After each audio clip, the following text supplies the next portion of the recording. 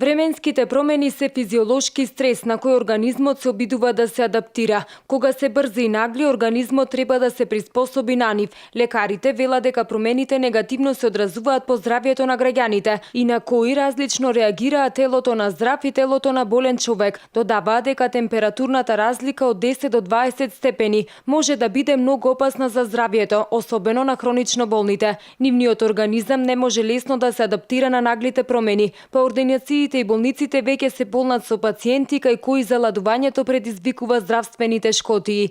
Надлежните исто така велат дека има многу болни што не може да си го регулираат крвниот притисок, а им се слошува и на пациентите со болести на дишните патишта и со дијабетес. Затоа многу е значајно тие навреме да пијат пропишаната терапија, да бараат совети од лекарите и да ги почитуваат. За тоа како температурните разлики влијаат врз здравјето на граѓаните и како се справуваат со ваквото време ги прашавме битолчани. На некој, да, како возрастен, да. Така, притисок, главоболки. Нормално, да. За мене лично немам проблем. Лично, а за некои други доста се осетија. И на работа, кога ќе работиме, немам толку гајле јас. Така. Не осеќам некое...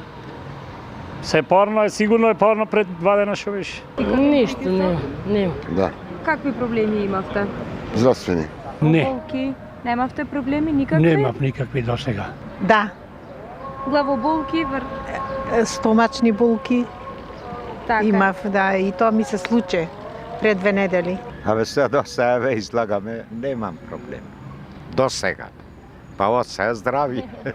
За годините што се проблеми немав до сега.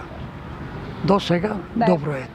Инаку статистиката вели дека со години најчеста причина за смртност биле болести на циркулаторниот систем. Промени во температурите според Управата за хидрометеоролошки работи ќе следуваат и во наредните денови.